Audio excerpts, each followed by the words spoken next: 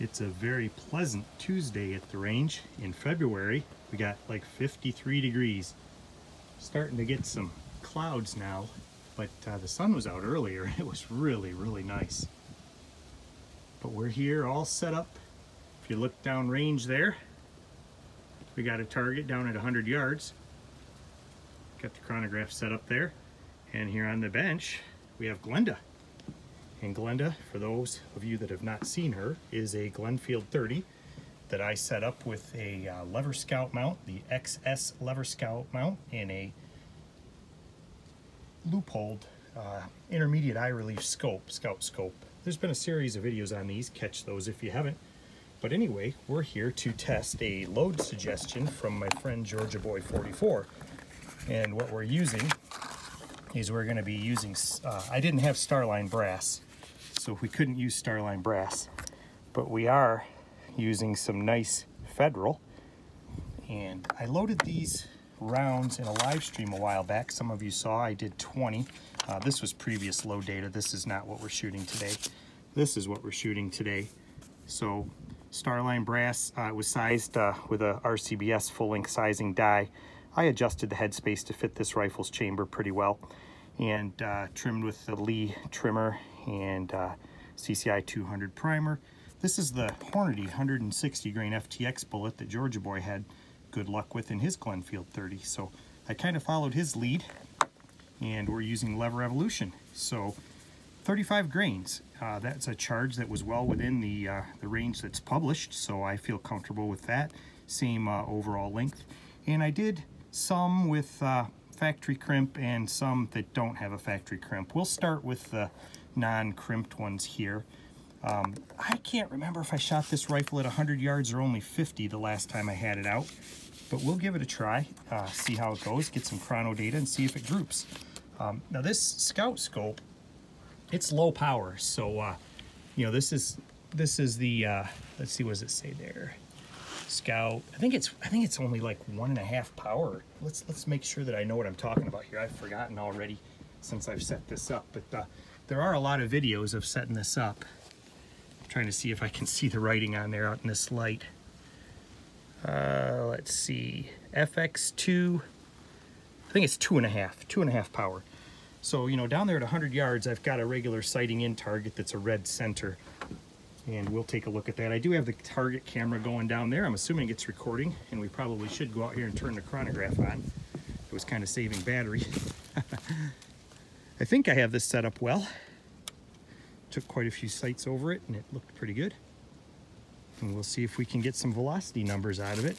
We're all set up here at this bench. I kind of got things skewed around with my stuff set in here, but just a front bag and a rear squeeze bag. I didn't get real complex, kind of a rush to get out here type of thing, and we'll go from there. I'll change the camera view and we'll see what we can do about getting some rounds down range.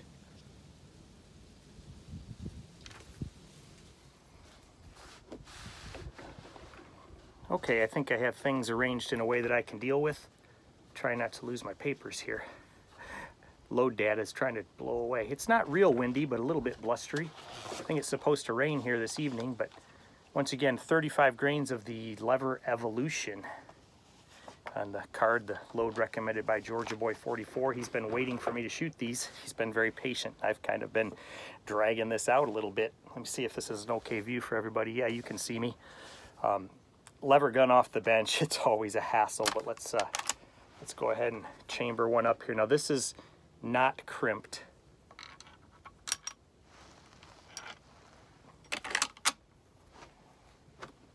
And before I touch this off, I'll certainly make sure I'm okay on my chrono.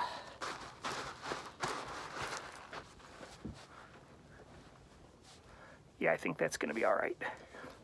Like I said, it's only 2.5 power, so I don't have a real big magnified target here. I'm just kind of going to have to do what I do.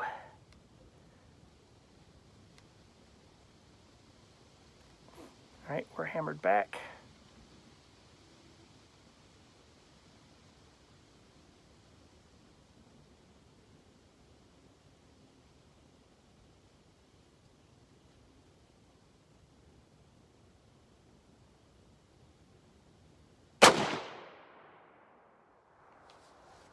And the velocity says 2260.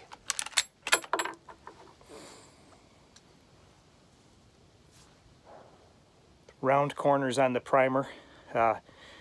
Does have a little bit of flow right around the primer pinhole. I don't know if you can see that or not, but it has that little bit of a telltale flow into the hole there. Probably when that pin is back, there's plenty of opening there, but the edges of the primer are very, very round. Brass looks real nice, no problems there. I didn't bring my spotting scope out. 2260 on the velocity. Better write this down. Like a lot of my range videos, when I edit this, you'll see that shot on the target camera. I don't see it right now, but I will look through the scope and see if that's at all visible. Let's check that out. No, I can't see where it is. So I'll go ahead and put another one on there and we'll see how it does.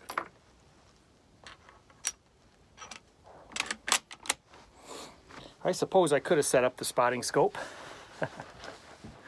The trigger is definitely different on this rifle than most things that I shoot, so that was interesting. There's more take-up than I thought. I probably should have done some practice dry firing. All right, let's see if we can't get another one on there.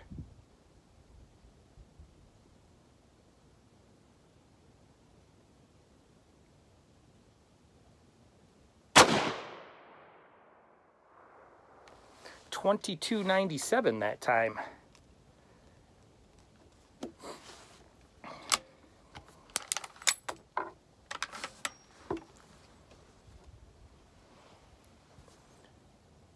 And again, the brass looks fine. I don't see anything at all to worry about there.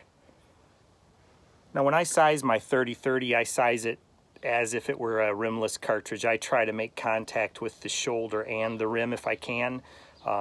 Sometimes that's not possible. You end up with a little bit of space in front of the rim if your head's spaced off the shoulder. Just depends on what you've got for a groove in there. So I basically sized these until they felt real good chambering. And that was as far as I took them. I don't squash them down every time. Got the 22.97 written down there. Like I said, I cannot see what I've got on the target down there, so we'll go ahead and shoot another one and it'll be what it is, and then we'll take a look. We can take a look after 3 or even after 5. Okay, let's try to get settled down for another shot here.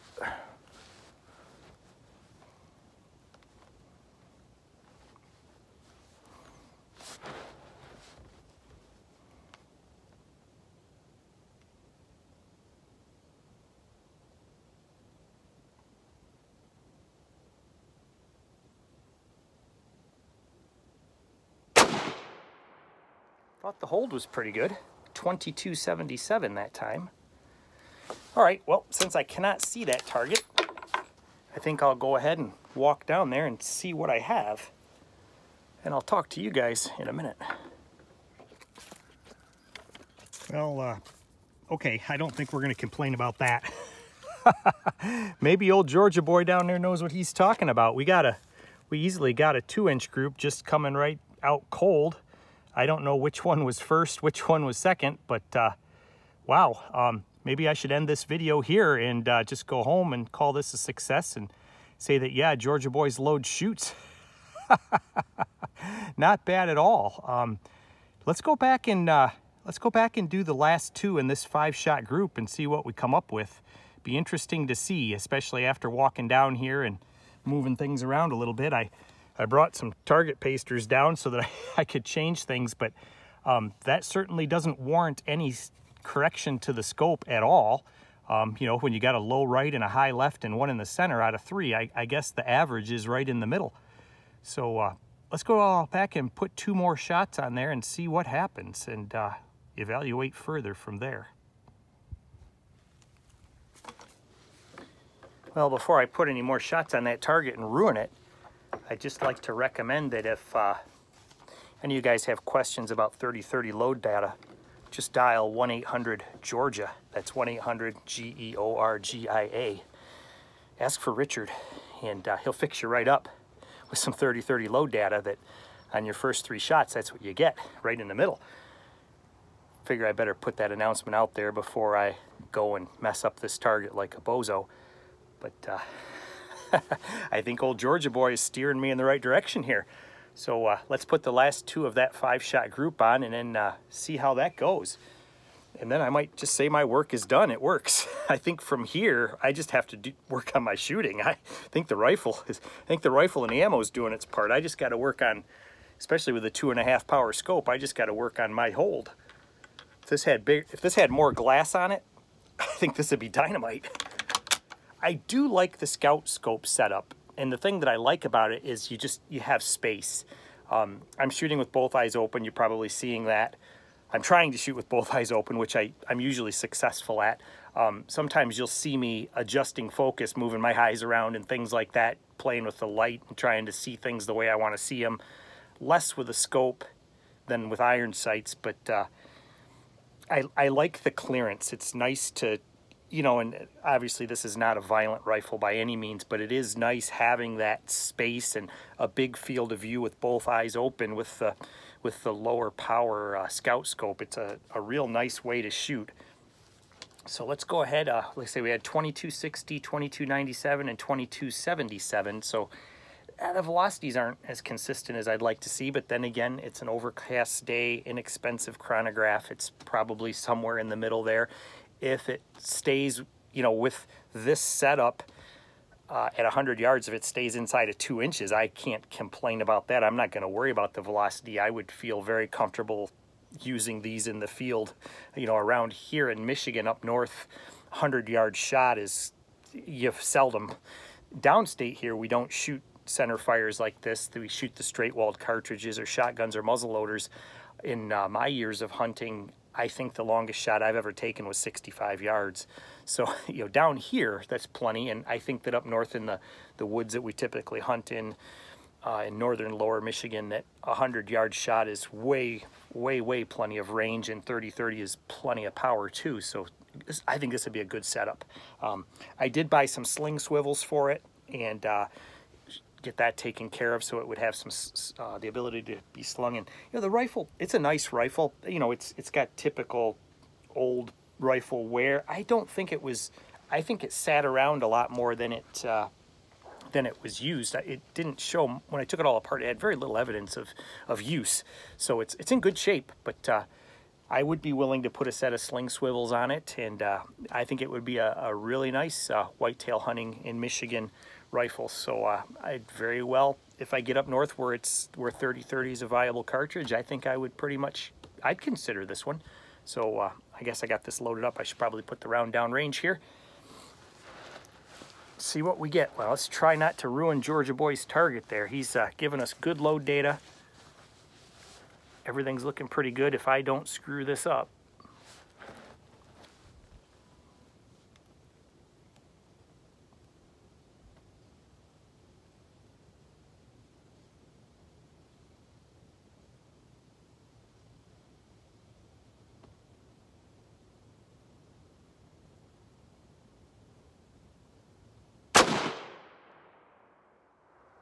Don't know where that impacted. I felt like I might have been a tiny bit left. It'll be interesting to see where that one prints, because it wasn't a bad hold, but I felt like I may have been just a little bit left. With the 2.5 power, it's not easy. Yeah, brass is good, real good. Let's go ahead and chamber up another. Like I said, these are the uncrimped ones. You know, and I don't really think it's going to make much of a difference, frankly. Let's see what our velocity was. Back to 2292, a little faster again. Like I said, this is Georgia boy's load, 35 grains of lever evolution. This is the first time I've ever shot any lever evolution. I bought it quite some time ago, but hadn't ever done anything with it, and we'll see. Don't screw it up.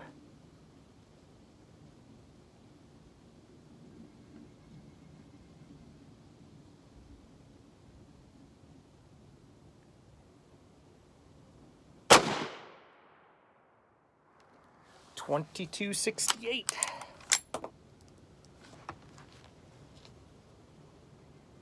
all looks about the same. A little bit of soot around the case neck.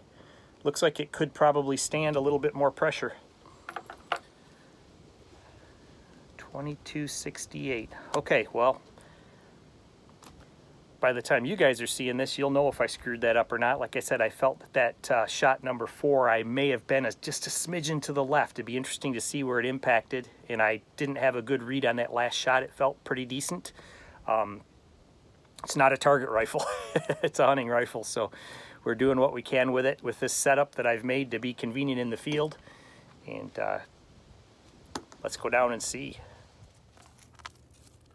Well, my read on being a little bit left was not accurate unless I flinched and pulled it back to the right, because I got these 2 shots over here. So, but you know, we're still 2.5, 3 inches here. No problem at all. I'm very pleased with that. You know, if I felt like my hold were accurate, I would be willing to put a few clicks to the left in this, but I don't think I'm going to. I think I'm going to leave it right where it is and shoot it some more and see if I can get used to the rifle and this a little bit. When that 4th shot broke, I felt that I was about right here. You know, maybe not quite that much, maybe about right in here. I was expecting that first shot to be over this way. I shouldn't say first shot, that 4th shot to be over this way, but I am not at all unhappy with this. I think it's shooting just fine. If I get my act together on getting that sight picture right where it needs to be, I think would be right on the money. And it's probably just a function of a 2.5 power magnification. At this distance, I think it would be setting them right up if I was holding where I need to hold. So I think I'll put a few more down here and see what happens.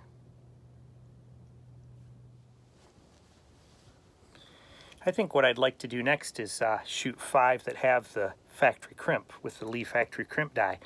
Mainly see what the velocities do.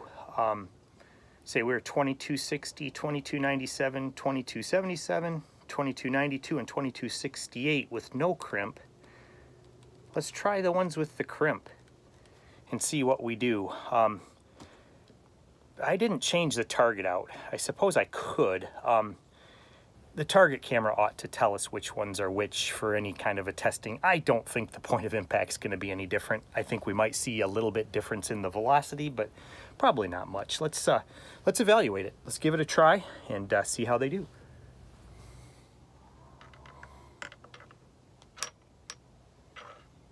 I probably should sit for a minute. I kind of hustled down there and back. You get a little exercise and get breathing a little bit, but I don't think that it's going to affect me too much at this range.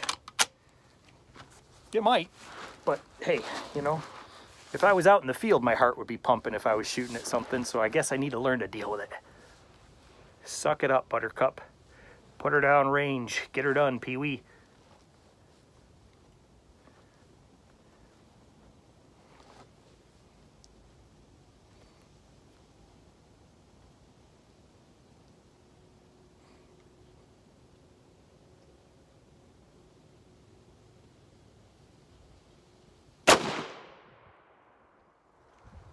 $22.78.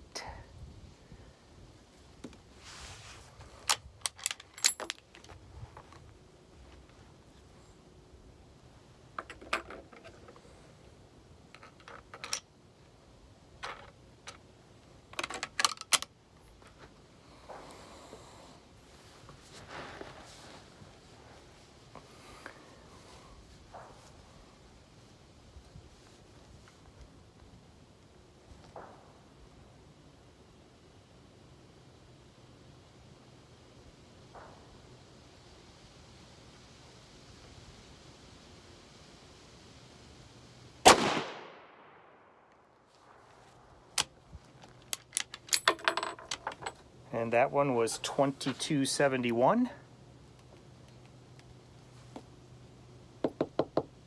Seems like it's mostly burning. I mean, just a tiny little bit of, I got a little bit of powder there for a minute ago, but not too much.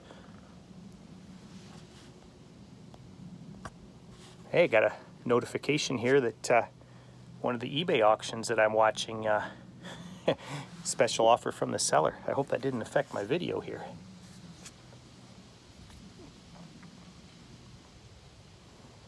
I can't see the little timer at the top right now. if I'm still filming or if it stopped. I'm going to go ahead and stop the filming just in case, and I'll pick this right back up.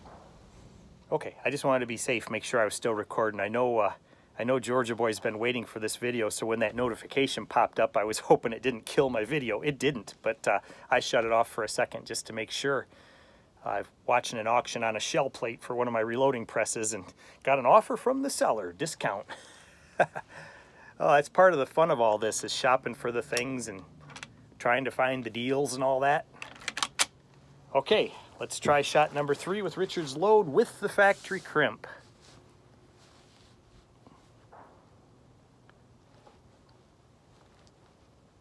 I think during the live stream it may have been James Pollard that wanted to see with the crimp and without the crimp. So we're doing it all in one video here.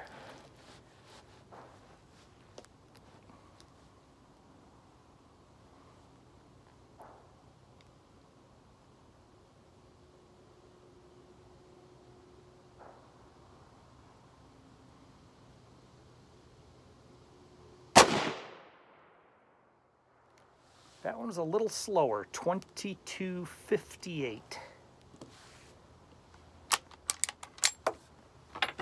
Oh, down on the ground. Always got to drop one.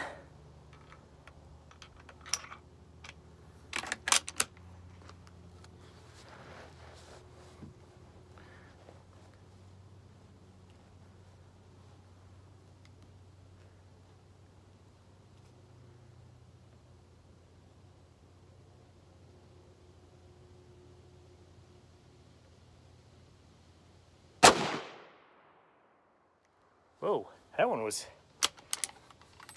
23.03. I wish that I had confidence in chronographs. It'd be nice to know if that's legit or not, because that's a lot faster. Well, not a lot faster.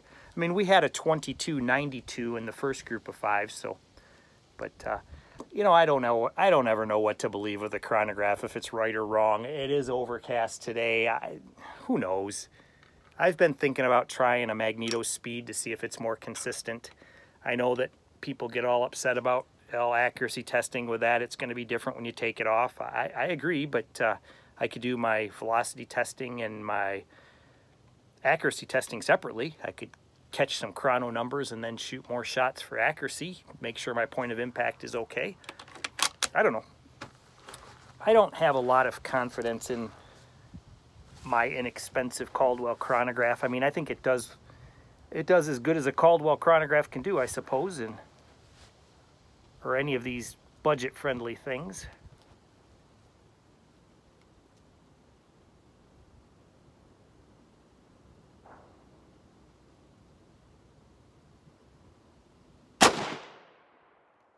$22.65. You know, speaking of Mr. Pollard, one of the good things about shooting these FTX bullets is he can't tell me that my bad groups are because my BHN is too low or that my powder coat's no good. He's just going to have to accept that the bullet isn't the problem. It's me that's the problem. Let's go down and see how I did on those last 5. Well, okay, I'll accept that. I'll have to review that footage. It looks like a good portion of those were all right down here. So I think we probably could put about, oh, I don't know.